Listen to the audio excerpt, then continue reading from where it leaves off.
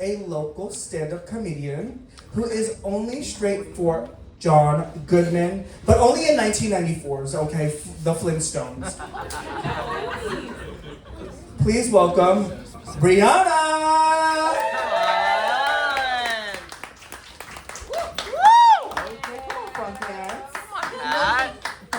John Goodman, more like John Great Man, because he is a great man. Awesome, thank you guys so much. How are we all doing? Woo! Vibing, we loving, we living. So, I went to art college for screenwriting with a million dreams in my head and no money in my wallet. The true origin story of every starving artist. We love to see it. So despite my lack of connections with the industry, I thought my amazing grades and good skills as a comedy writer would get me to the top. When I graduated college though, at the top of my class, like 3.97 GPA, I remember, thank you. I thought I was going to land my dream job as an intern for a late night show in New York. So COVID happened, and 2 years passed with 312 rejections, and I was a hotel restaurant hostess across from the Liberty Bell. I felt like a real failure, kind of, because of the amount of student loans I was paying off, yes. But no, like I haven't written anything I was proud of in 2 years and was partying on Molly more nights than I was performing. It was fun, it was not fun. I was an okay hostess during the day, appropriately bitchy, as one should be, but like polite at the same time. Like I'll politely tell you the specials and then roll my eyes at you when you ask when the Liberty Bell is going to ring. The famously cracked one. So, I worked at a hotel restaurant and the hotel holiday party soon rolled around, where all the employees would get shit-faced fucked up at a nightclub, and where the employee of the year is announced. The employee who proved themselves to be the best that year received $1,000 and a 2-night stay at the fancy location in Manhattan with a guest. So it's the night of the party, and at the party, me and my server friends popped Molly in the bathroom while predicting who we thought was gonna win, because it was not gonna be any of us. Like, no, like we came into work every day either hungover, like noticeably, or noticeably high from the night before, no in between. So we're popping Molly in the bathroom, you know. And my +1 bestie, who bartended at a different spot, Nikki, came in to let us know that they were about to announce the winner. So we're leaving the bathroom and Nikki taps me on the shoulder and is like, "Hey Diva, chill on the Molly, your mouth is starting to tweak." And I'm like, "What?" And she's like, "Yeah, you know what I mean." So we went out to like the area of the party, the DJ booth specifically. And our manager of the hotel is at the DJ booth. I can't say words. So he's at the DJ booth and he's like, "All right guys, I'm about to announce the winner, the employee of the year winner, who is funny, unconventional, and lights up every room." Before I knew it, a wave of my friends and coworkers pushed me forward. "Brianna Benozich, get on up here." And that's me. So the joy from the Molly and all the attention overpowered my sense of reality and purpose. So I got up on stage and drunkenly gave a speech about how this job is my home. These people are my family. And the room erupted in cheers and I twerked the night away. I woke up the next morning feeling like absolute dog shit. And I was like existential too. I was like, is this my home? Am I meant to be at a restaurant forever? Is this my true calling? So months passed and I had the worst writer's block I have ever experienced. I was too depressed for comedy and was instead partying on drugs with coworkers every night in Old City. If you saw me then, no you did not.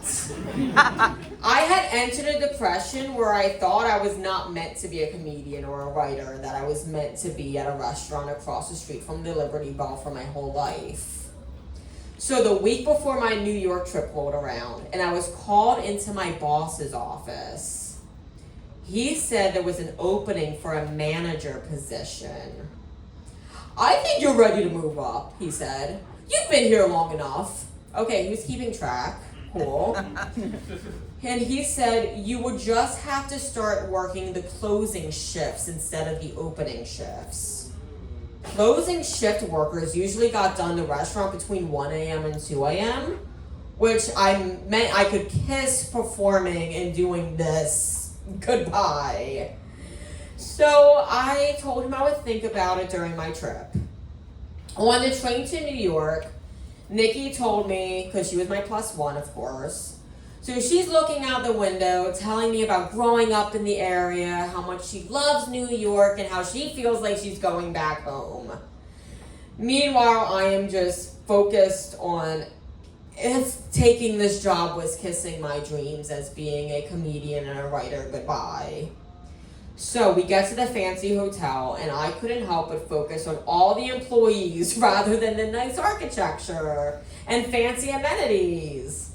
The employees looked annoyed and unhappy, and I was like, shit, is this how I look every day at work? Like, am I on the same boat, the same Titanic sinking ship? So, in the hotel room, Nikki and I went over the itinerary. Tonight we'll go bar hopping in New York. Tomorrow we'll go window shopping during the day. And at night, I'll hit an open mic, a real New York comedy open mic. Even though I haven't really performed in months, I really wanted to be able to leave this trip saying that this was something I got to do. So we headed out to Club Coming. Anyone know? It's fun. It's like Tavern on Comac, but New York. So we headed out to Club Coming, where of course an old strict gay lamented about the current culture before belting out of pitch, about how life is a cabaret, old chum. So that was the vibe. So as Nikki dazzled the crowd with Pink Pony Club, because this was last year, I observed the bartender behind the bar just like immediately doing incredible, making these fancy cocktails, putting on a show, and I was like, shit, if I take the manager position, they're gonna expect me to do that. I can't even hold a tray without shaking. How am I gonna do all of this?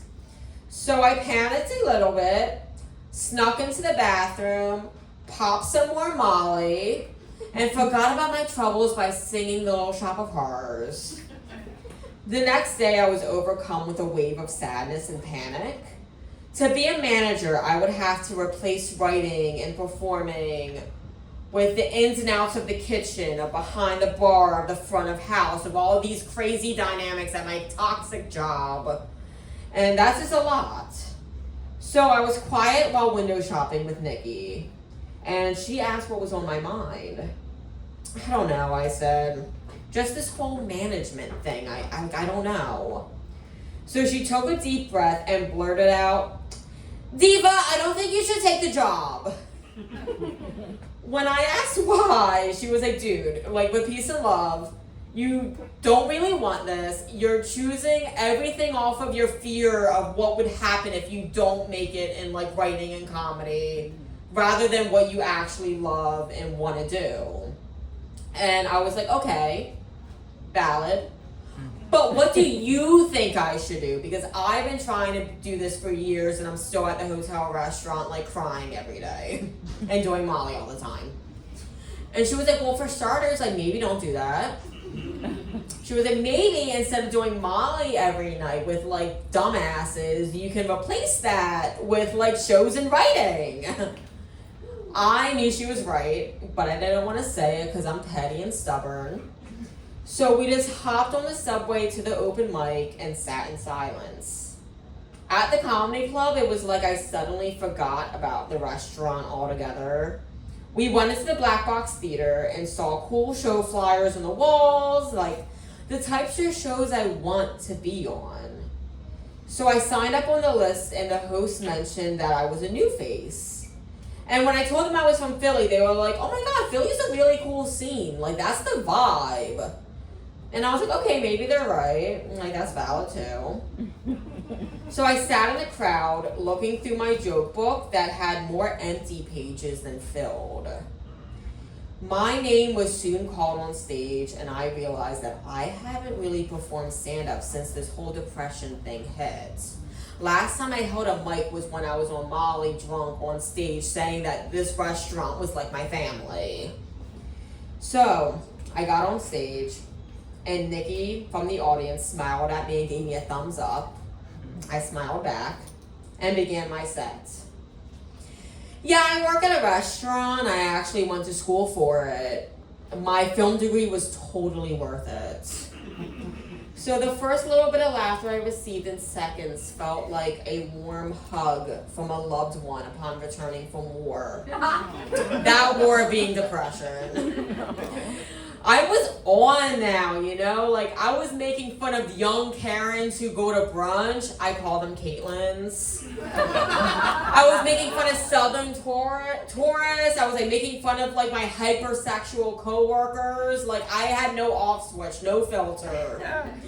I was on a roll, telling my truth and making the audience laugh. That was my home. Not partying on drugs every night, not like managing a toxic restaurant, like being a storyteller on stage and making people in the audience feel seen with their problems, like feel like they're not alone, like they're at home. That's my home.